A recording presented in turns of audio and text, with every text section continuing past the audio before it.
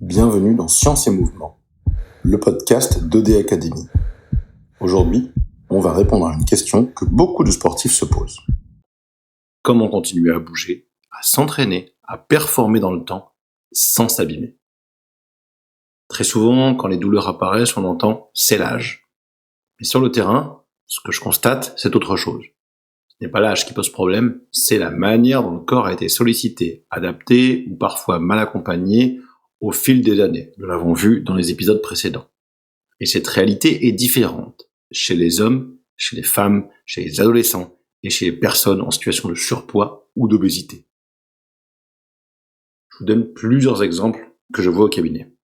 Un homme sportif de 40-50 ans. Très souvent, il arrive avec ce discours. Je fais pareil qu'avant, mais ça ne passe plus. J'ai toujours un tendon, un genou, un dos qui me fait mal. Sur le terrain, on retrouve une charge d'entraînement peu modifiée, une récupération inchangée, une mobilité qui a diminué, un stress professionnel plus important.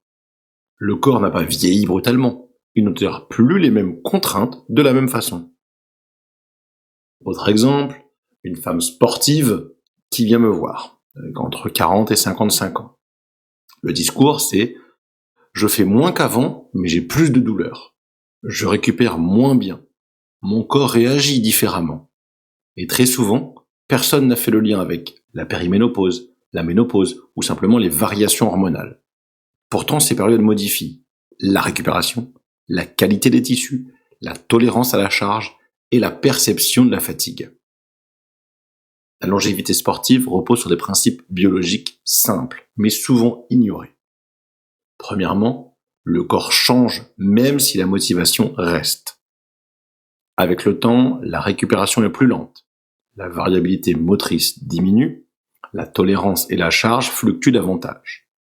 Continuer exactement comme avant est rarement la bonne stratégie.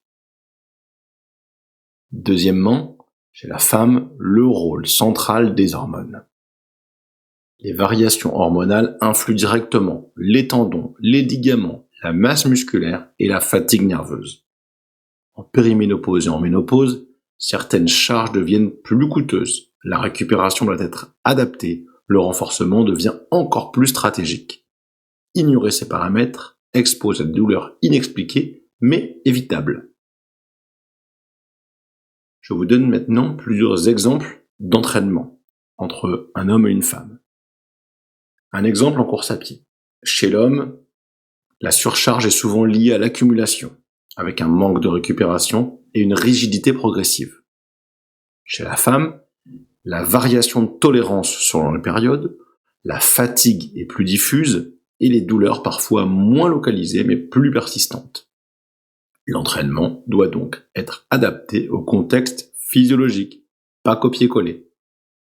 Maintenant, un autre exemple, cette fois-ci sur du renforcement. Chez les femmes, le renforcement est sous-utilisé, alors qu'il est protecteur pour les os, les tendons, les articulations. Chez l'homme, il est parfois trop axé sur la charge, pas assez sur la coordination et la mobilité.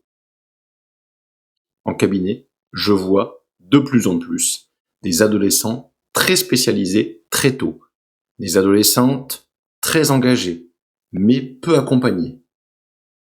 Exemple d'adolescents avec de fortes progressions, peu de récupération et des douleurs de croissance, dues à leur activité par exemple.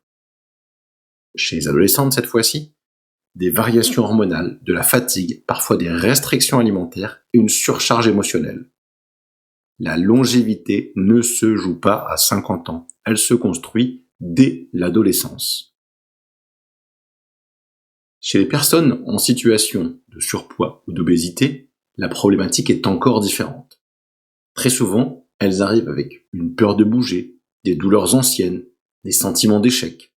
Et le problème n'est pas le mouvement. Le problème est la manière dont le corps a été sollicité jusque-là. Un exemple très fréquent, une reprise qui est trop brutale, une activité mal adaptée et de la culpabilisation. Pour ces profils, durer signifie reconstruire une relation positive au mouvement, progresser lentement, sécuriser le tissu et redonner confiance. Chez OD Academy, la longévité repose sur une idée simple. Le corps n'est pas fragile, il est adaptatif, à condition qu'on respecte ses rythmes. Durer, c'est donc accepter les phases, ajuster la charge, varier les contraintes et individualiser selon le sexe, l'âge, l'histoire et les objectifs. Ce qu'il faut retenir. Premièrement, ce n'est pas l'âge qui fait mal, c'est l'inadaptation. Deuxièmement, les femmes et les hommes ne réagissent pas de la même façon dans le temps. Troisièmement, la longévité se construit bien avant l'apparition des douleurs. Continuer à bouger longtemps n'est pas une question de chance, c'est une stratégie. Dans le prochain épisode, nous parlerons d'un sujet clé. Pourquoi la prévention commence quand tout va bien. Bienvenue dans Science et Mouvement, le podcast d'Oda Academy.